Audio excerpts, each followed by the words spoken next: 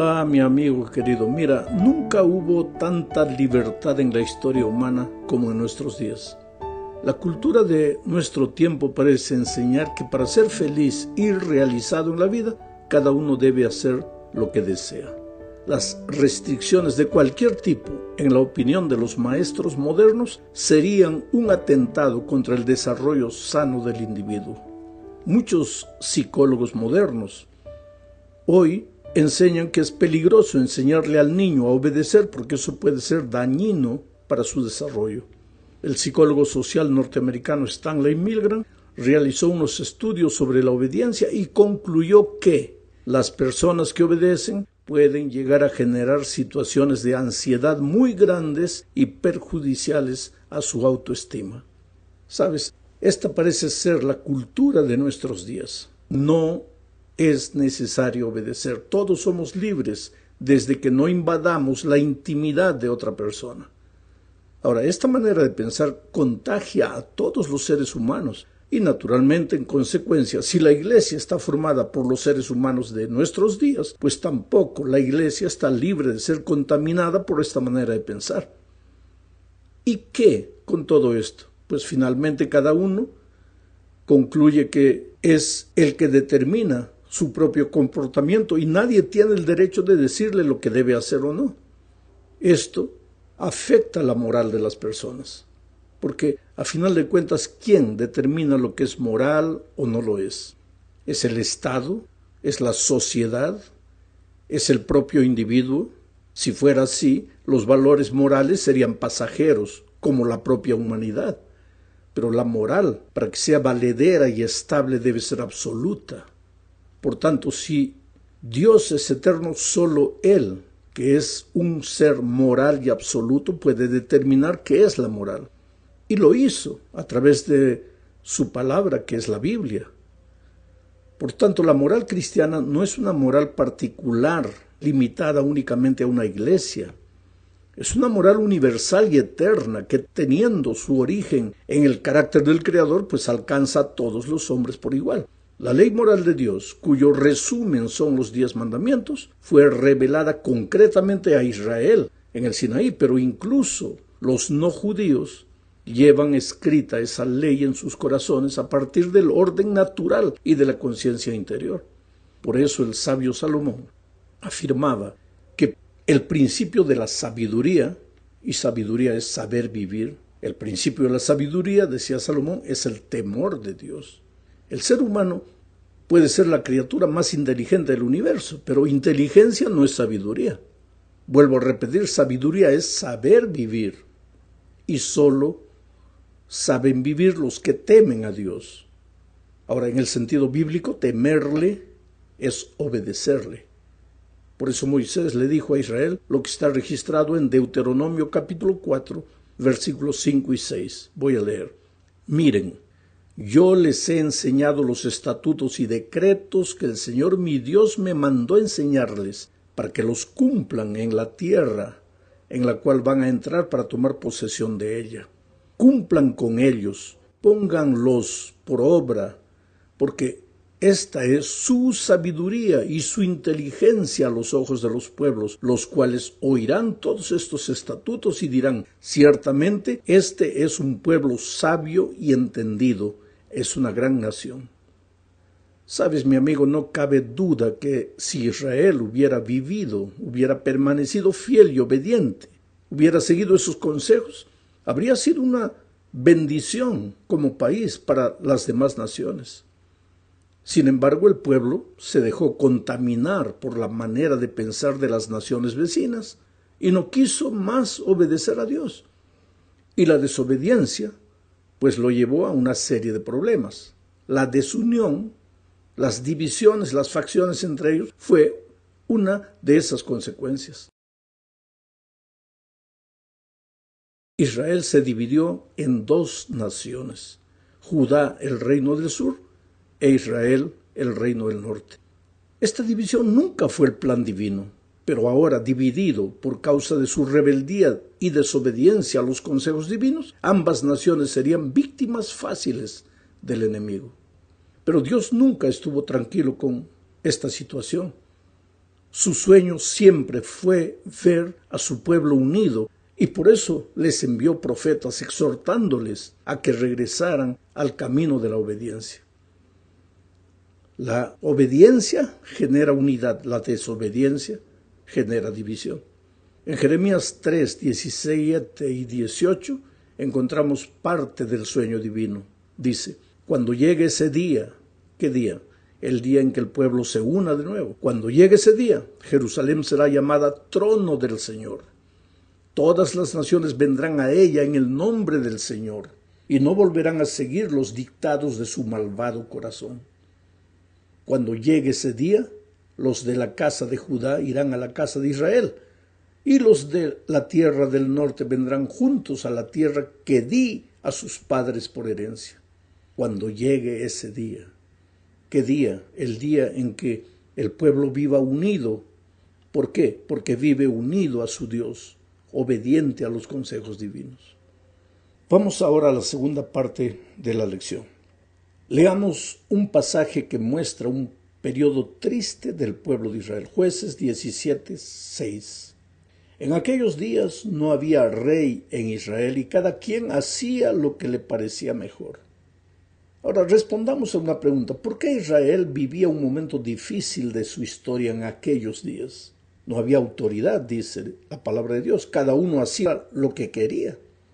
Jueces capítulo 2, versículos 1 al 3 responde qué es lo que había sucedido. El ángel del Señor fue de Gilgal a Boquín y les dijo a los israelitas, yo los liberé de Egipto y los llevé a la tierra que prometí dar a sus antepasados cuando les dije, nunca anularé mi pacto con ustedes mientras no hagan pacto con los que habitan en esta tierra, gente que tiene altares que ustedes deben destruir. Pero ustedes no me hicieron caso. ¿Por qué no lo han hecho? Por lo tanto, escúchenme bien. No voy a expulsar de estas tierras a sus habitantes, sino que ellos serán para ustedes como azotes en los costados y sus dioses los confundirán. Ahora respóndeme, ¿cuál fue la razón para la anarquía que invadió al pueblo de Dios en aquellos tiempos? Anarquía es un estado de gobierno donde cada uno hace lo que quiere. Y esa anarquía se había apoderado del pueblo de Dios en el tiempo de los jueces. ¿Cuál fue la razón? Es que Dios les había ordenado que ellos no hicieran pacto con las naciones vecinas, que no se contagiaran de su manera de pensar, que no trataran de imitarlos, que destruyeran sus altares. Sin embargo, las ideas de los vecinos paganos les pareció muy bonitas, sofisticadas, atractivas, y ellos dejaron los altares paganos en pie.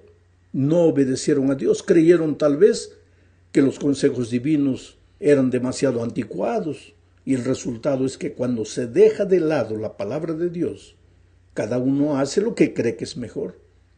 Y lo peor de todo es que no se considera que se está dejando la palabra de Dios de lado, sino que se argumenta y se contraargumenta para probar que el hacer cada uno lo mejor que le parezca tiene base en la propia palabra de Dios. Mira la triste descripción de Israel en Jueces 3, 5 al 7. Y los israelitas vivieron entre los cananeos, hititas, amorreos, fereceos, gibitas y jebuseos, quiere decir la gente de aquel tiempo, y se casaron con sus mujeres, y dejaron que sus hijas se casaran con hombres de esos pueblos, y rindieron culto a sus dioses. Pero los israelitas hicieron lo malo a los ojos del Señor, y se olvidaron de él por adorar a las imágenes de Baal y de Asera. Ellos estaban entre hititas, amorreos, fereceos, y hoy nosotros estamos entre los de esta cultura, de la otra cultura, de esta filosofía, de la otra filosofía, y lógicamente que nos dejamos contagiar por esas ideas. Es doloroso decir, pero hoy podemos ver que la historia tiende a repetirse, porque adorar imágenes de Baal y de Asera no es solo necesariamente arrodillarse delante de ídolos de madera y de yeso, sino curvarse delante de las ideas y filosofías de esa gente. Vamos a la tercera parte. Veremos aquí la causa de la división del reino de Israel.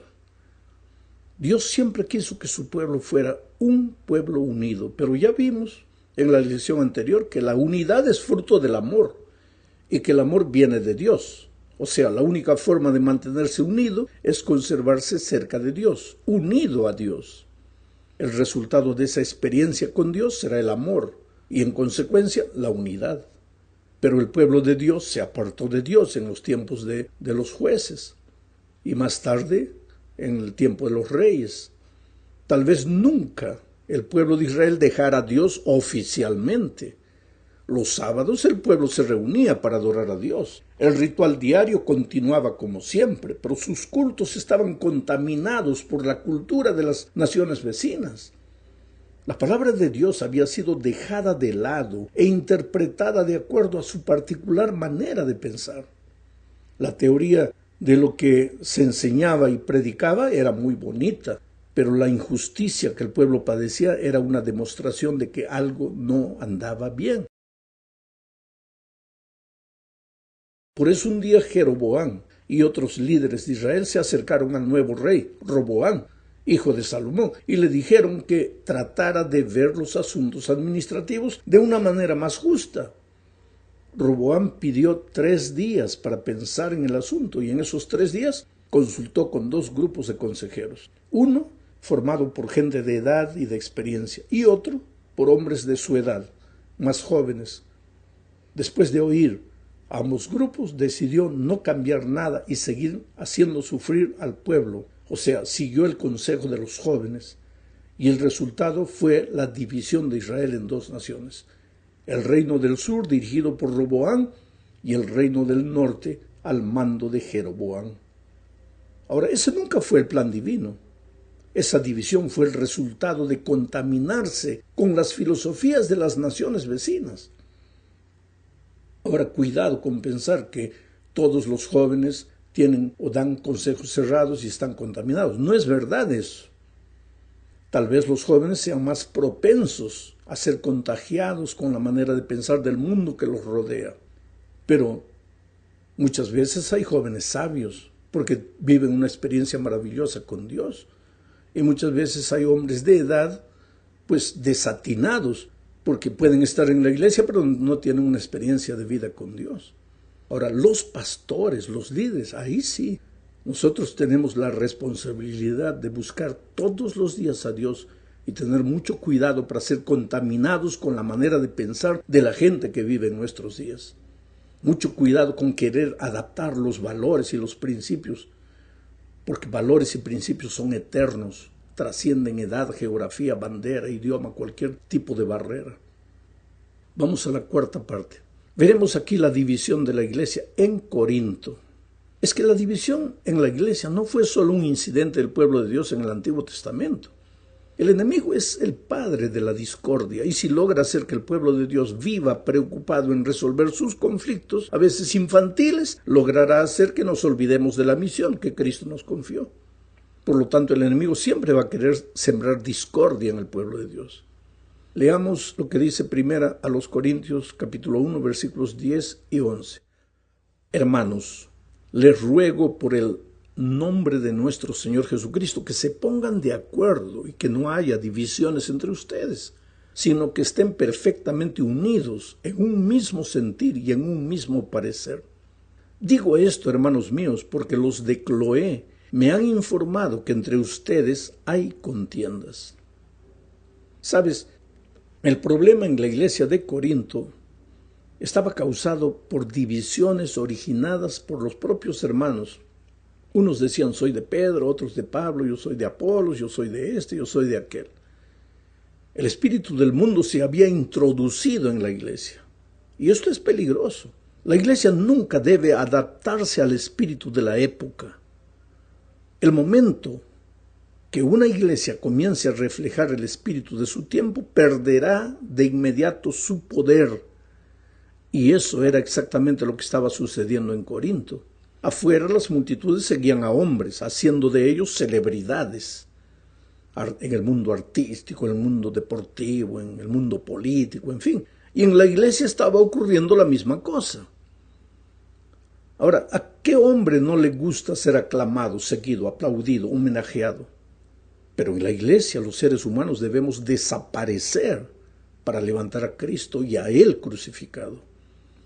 Sin embargo, en Corinto se estaban formando grupos de seguidores de individuos y no de Cristo. Y Pablo menciona ciertos nombres aquí con el fin de aclarar lo que quiere decir. Algunos estaban siguiendo a Pedro, otros a Apolo, mientras que otros se reunían alrededor del nombre de Pablo. Y había inclusive un pequeño grupo exclusivo que afirmaba que eran los más puros porque seguían a Cristo y solo a Cristo, pero que en realidad eran los más perturbadores de todos. Pero el problema consistía en que cada uno de estos grupos estaba convencido de que los puntos de vista de sus dirigentes era superior al de la iglesia. Y estaban haciendo exactamente lo que hacía la gente del mundo, dividiéndose por causa de las opiniones de los hombres que los lideraban, que los dirigían. Ese puede ser el mismo peligro de la iglesia hoy.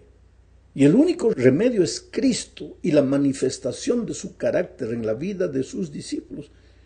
Porque en aquel tiempo en Corinto había un grupito que decía, somos seguidores de Cristo, pero eran los más perturbadores. Ahora, si eran seguidores de Cristo, ¿por qué no reflejaban el carácter de Jesucristo? Y cuando una persona refleja el carácter de Jesucristo, no está ofendiendo a nadie, no está creando división, simplemente guarda silencio en humildad y su vida es una inspiración para los otros. Llegamos al fin de este estudio hablando del consejo de Pablo cuando se despidió de los ancianos de la iglesia de Efeso. Pablo estaba en Mileto, mandó llamar a los ancianos y les dio su último discurso. Y entre otras cosas, mira lo que les dijo. Hechos capítulo 20, versículos 28 al 30. Yo les ruego que piensen en ustedes mismos y que velen por el rebaño sobre el cual el Espíritu Santo los ha puesto como obispos, para que cuiden de la iglesia del Señor que Él ganó por su propia sangre. Yo sé bien que después de mi partida vendrán lobos rapaces que no perdonarán al rebaño. Aun entre ustedes mismos algunos se levantarán y con sus mentiras arrastrarán tras de sí a los discípulos.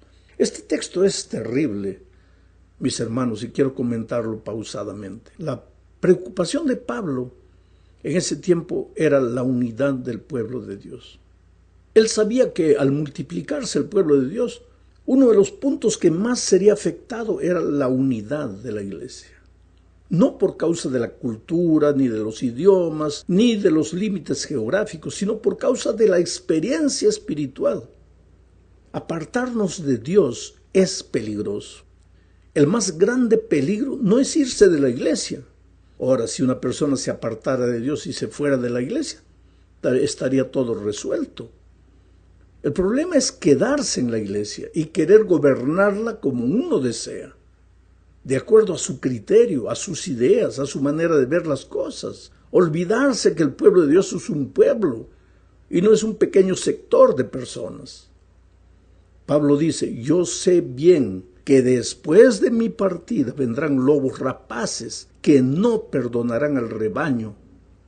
Aun entre ustedes mismos algunos se levantarán y con sus mentiras arrastrarán tras de sí a los discípulos. ¿Quiénes son estos lobos rapaces? Los propios líderes de la iglesia. Dice, yo les ruego que piensen en ustedes mismos, que velen por el rebaño sobre el cual el Espíritu Santo los ha puesto como obispos, para que cuiden de la iglesia del Señor que Él ganó. O sea, esto es terrible. Pero cuidado con malinterpretar las palabras de Pablo. Los líderes fueron puestos por Dios donde están. Pablo no dice que los obispos se transformarán en lobos rapaces por el hecho de ser líderes. No. Lo que afirma es que muchos líderes de iglesia corren el peligro de olvidarse que el Espíritu de Dios los colocó en donde están y pueden verse tentados ¿a qué? A levantarse inventando mentiras. El texto literal dice, aun entre ustedes mismos algunos se levantarán y con sus mentiras arrastrarán tras de sí a los discípulos. Mentiras. Esta palabra es terrible, es dura, pero nos lleva a volver nuestros ojos y nuestra atención únicamente a la palabra de Dios. Esta es nuestra única seguranza, su palabra, que incluye los consejos de la sierva de Dios para nuestros días. Ningún ser humano tiene derecho a estar inventando cosas.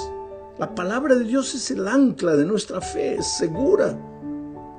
Es hora de volvernos a la palabra de Dios, es hora de volvernos a Dios en humildad y pedir que su carácter sea reflejado en nuestra vida, para que como líderes seamos inspiración para la iglesia a quien nos toca ministrar. Que Dios bendiga a todos.